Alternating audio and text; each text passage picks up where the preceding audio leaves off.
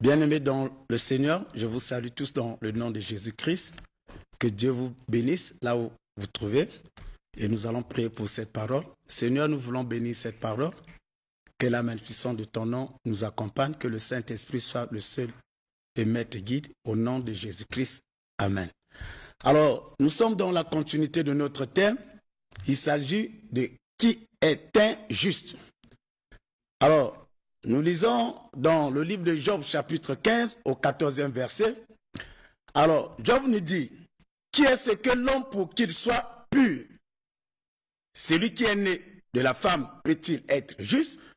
Voilà Job qui nous pose un grand point d'interrogation. Est-ce que l'homme peut-il être juste? Alors, bien-aimé, qui est injuste? À cette question, que nous dit la Bible? C'est juste là, il s'agit de qui? David qui a dit dans Psaume 37, verset 25, qui passe ici, qui est en train de nous donner un témoignage. Il dit, j'ai été jeune, j'ai vieilli, je n'ai jamais vu le juste abandonné. Et il continue à dire au Psaume 34, verset 20, que le malheur atteint souvent le juste, mais l'Éternel l'en délivre toujours. Qui est ce juste-là? Donc, David abordait également cette question. Alors, bien aimé, lorsque nous parlons du juste, le mot juste vient du mot hébreu, tzedek, et qui signifie la qualité de ce qui est droit. Et exact, conforme, respect au droit. Et du grec dikaios, qui veut dire être juste, être reconnu juste, justifier quelqu'un ou le déclarer juste. Alors, la Bible nous dit, si nous lisons dans Ésaïe 30, verset 18, la Bible dit que c'est seul Dieu qui est juste, équitable, impartial dans son traitement de tous les peuples. Alors, lorsqu'on parle de ce Dieu qui est juste, Jean 17, 6 nous dit que Jésus-Christ est le nom de Dieu révélé aux hommes. Alors, écoute bien aimé, en parlant de Jésus-Christ, alors, sache-le que c'est lui qui nous a justifiés, c'est-à-dire Jésus-Christ nous a déclarés justes devant Dieu, devant les hommes, en versant son sang sur la croix pour notre délivrance et pour la rémission de nos péchés. Romains chapitre 5 au premier verset nous dit, étant justifiés par la foi, alléluia, nous avons la paix avec Dieu par notre Seigneur. Et Romains chapitre 5, 9 nous dit qu'à plus forte raison, donc maintenant que nous sommes justifiés par son sang, donc le sang versé sur la croix, c'est ce sang qui nous a rachetés de tout péché. Alléluia. Et la Bible continue pour dire que, à plus forte raison que donc maintenant que nous sommes justifiés, serons-nous sauvés par lui de la colère. Donc ce sang versé nous a rachetés du péché et étant justifiés, et nous allons être épargnés de la colère de Dieu. Nous allons être épargnés du temps de l'enfer. Alors, bien-aimés, qui est donc ce juste? Nous allons comprendre. Le juste, le premier point, c'est celui qui a la foi en Jésus-Christ. Alléluia. C'est celui qui a la foi en Jésus-Christ et qui l'accepte dans sa vie comme Seigneur et Sauveur personnel. Celui qui a la foi en Jésus-Christ, c'est celui qui croit à son nom. Celui qui a la foi en Jésus-Christ, c'est celui qui croit également à ce qu'il a accompli. Et celui-là qui écoute et met en pratique la parole de Dieu. Alors bien aimé, et celui-là, après avoir croire au nom de Jésus et mettre cette parole en pratique, et c'est-à-dire tu prends l'engagement personnel de le recevoir dans ta vie comme Seigneur et Sauveur personnel. Et tu es appelé également à marcher selon sa volonté. Tu ne marches plus selon ta volonté, mais c'est la volonté du Seigneur qui te conduit maintenant. Alors, bien-aimé, et tu dois consacrer également toute ta vie à ce Seigneur. La consécration totale. tout ce qui est pour toi, ta façon de marcher, ta façon d'agir, ta façon de parler, et tout ce qui est pour toi, et on doit reconnaître en toi les marques du Seigneur, bien-aimé. Voilà ce juste dont la parole de Dieu nous dit dans Psaume 34, verset 16, que les yeux de l'Éternel sont sur les justes. Alléluia. Dieu a un regard porté sur ces justes.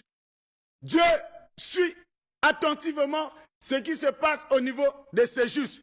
Et la Bible dit que ses oreilles sont attentives à leurs cris. Donc, quand un juste crie à Dieu, Dieu réagit immédiatement.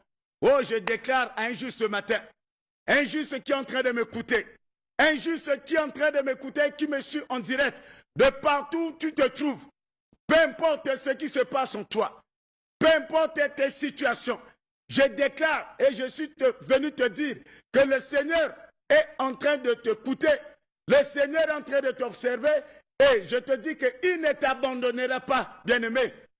Sois fier d'être juste et je demanderai au bien-aimé, toi qui n'as jamais reçu Jésus-Christ dans ta vie comme Seigneur et Sauveur, toi qui te retrouves égaré quelque part, reviens à Christ, prends la décision de le recevoir comme ton Seigneur et Sauveur personnel, bien-aimé.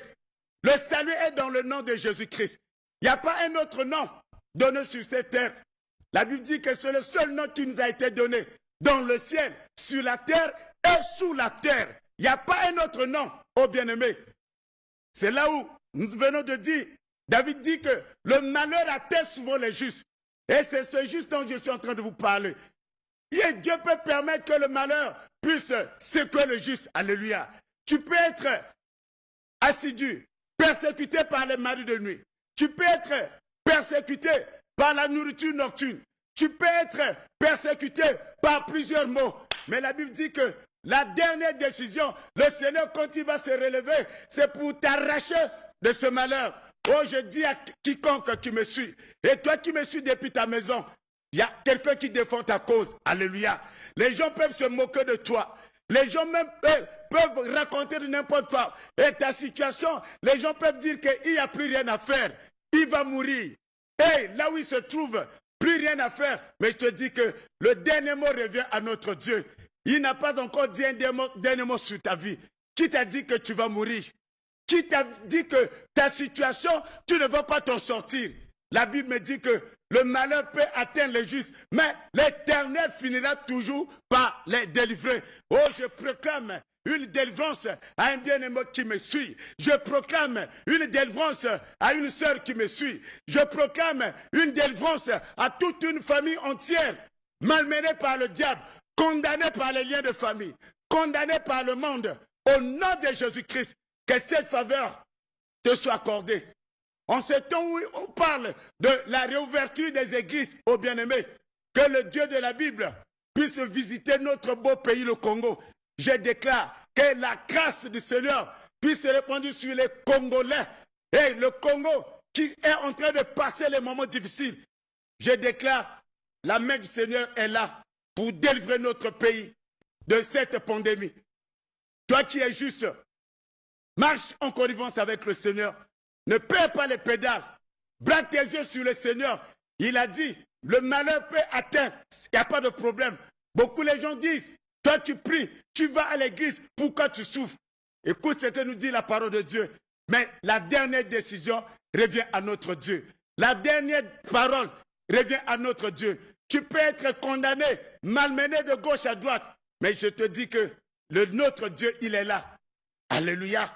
La Bible nous dit que avec l'histoire de Lazare, Lazare enterré, Lazare qui était déjà, l'histoire avait pris fin.